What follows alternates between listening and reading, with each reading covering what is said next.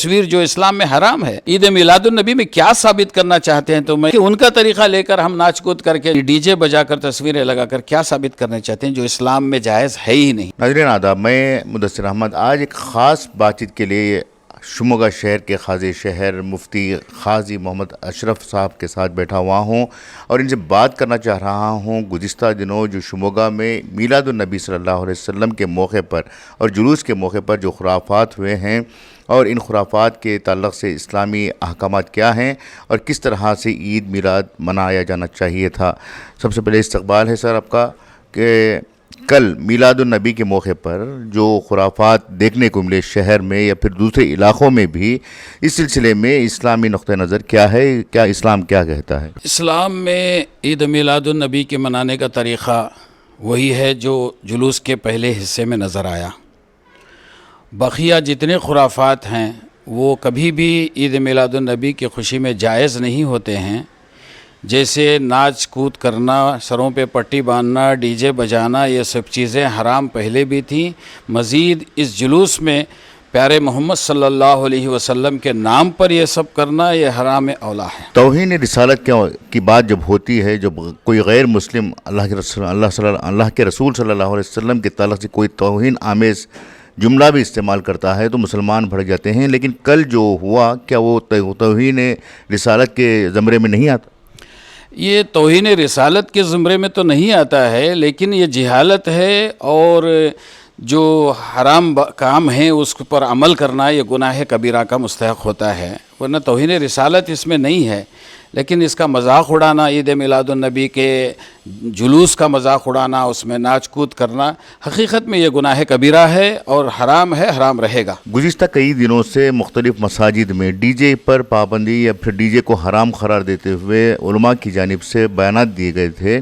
آخر کیا وجہ ہوئی ہے کہ نوجوان ان تمام ہدایتوں کو بالائے طاق رکھتے ہوئے اپنی حرکتوں کو بحال رکھے ہوئے؟ اصل میں کیا ہے، سارے مساجد میں ہماری میٹنگیں ہوتی رہیں، اس میں بات چیت ہوتی رہی، خطبوں میں بھی کہا گیا، ہر طریقے سے ڈی جے کا نام لے کر بھی کہا گیا، ہم لوگوں نے بھی کہا، سب نے کہا، لیکن مجبوری یہ ہے کہ جمعہ میں وہ طبقہ نہیں آتا ہے کہ جو یہ سب کرتا ہے۔ اصل میں جتنے تھے اتنے سنے بھی تھے، اور اللہ کا فضل و کرم جو جامع مسجد سے جلوس نکلا وہ بہت ہی سکون کے ساتھ نعت پاک کا نذرانہ پیش کرتے ہوئے نعرہ تکبیر، نعرہ رسالت کے ساتھ وہ تو ختم ہو گیا، اور اس کے جلوس کے ختم ہونے کے تقریباً آدھا گھنٹہ تک جلوس رکا رہا، کوئی اس میں تعلق نہیں تھا ایک دوسرے کے اندر۔ پھر اس کے بعد میں جیسے جیسے مغرب ہونے شروع ہوئی، اندھیرا ہونا شروع ہوا، تو ان لوگوں کا ننگا ناچ شروع ہوا، اور اس انداز سے ڈی جے لے کر آئے کہ جس کو میلاد نبی کا جلوس نہیں کہتے، اور وہ جو ڈی جے کا جو بھی جلوس نکلا ہے اس کو عید میلاد النبی سے کوئی تعلق نہیں ہے۔ تقریباً شموگا شہر کے تمام مساجد کے علماء کرام اس وقت موجود تھے۔ کیا علماء کرام کی جانب سے اس معاملے کو لے کر کوئی مخالفت کرنے کی کوئی زحمت گوارا نہیں کیا، یا کیوں نہیں کیا گیا؟ دیکھیے، ممبر و محراب جو ہوتے ہیں وہ علماء کرام کی ایک جگہ ہوتی ہے جہاں سے وہ ہر طریقے کی بات قوم کے سامنے رکھتے ہیں، بولتے ہیں۔ میدانوں میں جہاں ہر قسم کا آدمی ہوتا ہے، اب اس وقت پر اگر کوئی بات بولیں گے تو وہاں پر جو ہے ہر قسم کے آدمی ہوتے ہیں، تو ہر طریقے سے وشلم کود شروع کر دیں گے، تو نہ اس میں علماء کی عزت رہے گی، نہ بولنے والے کی عزت رہے گی، اور نہ اس کا کوئی فائدہ ہونے والا ہے۔ کل جو پورا جلوس نکلا، کیا اس میں جو ذمہ داران ہیں ان کی ناکامی واضح نہیں ہو رہی ہے یا پھر کامیاب ہوئے؟ دیکھیے، جلوس کے ذمہ داروں نے جو جلوس نکالا وہ جلوس تو صحیح نکل گیا، اس کے پیچھے جو خرافات چلے، ناچ کود چلا، جس سے عید میلاد النبی کے جلوس سے کوئی تعلق نہیں ہے، اس پہ کنٹرول ان کا بھی نہیں رہا، اس لیے کہ وہ آگے جلوس لے کے نکل گئے، وہ اپنا جلوس کامیاب کر لیے۔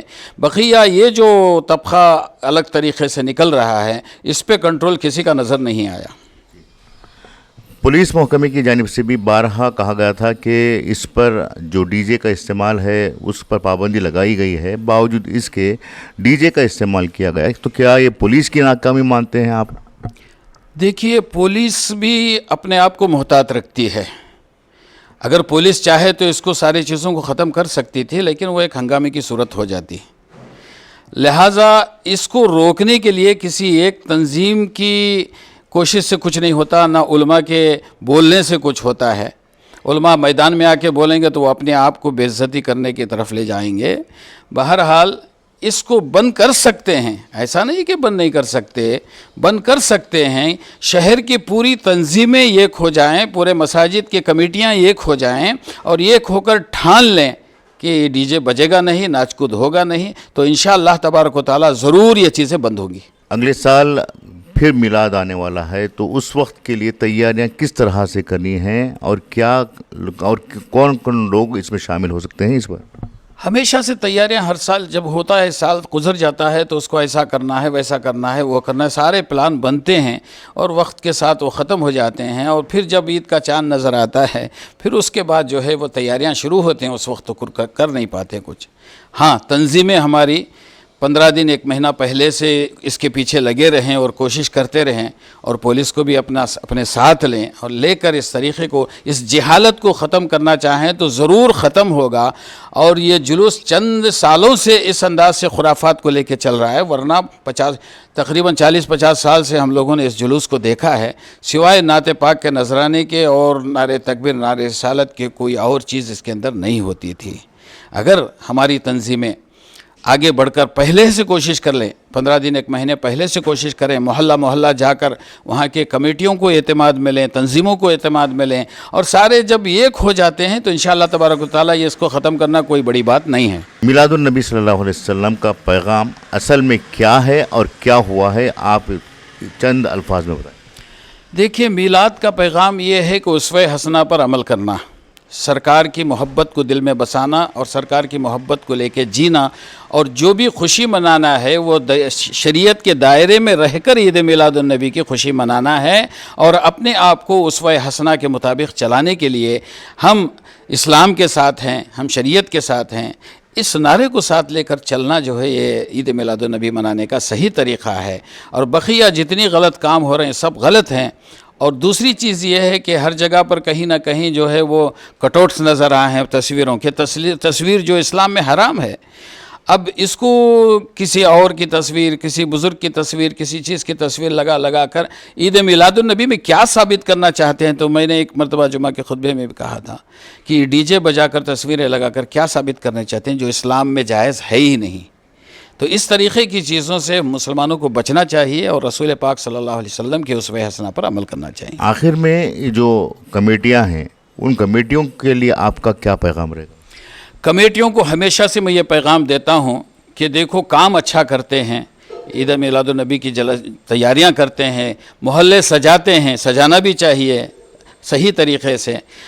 तो कमेटियां पहले ही से इस बात के ऊपर तवज्जो दें कि अपने मोहल्ले को, कम से कम पूरे कर्नाटक को नहीं सुधार सकते तो अपने मोहल्ले को तो सुधार सकते हैं, अपने मोहल्ले के लिए एक फ़ैसला लें।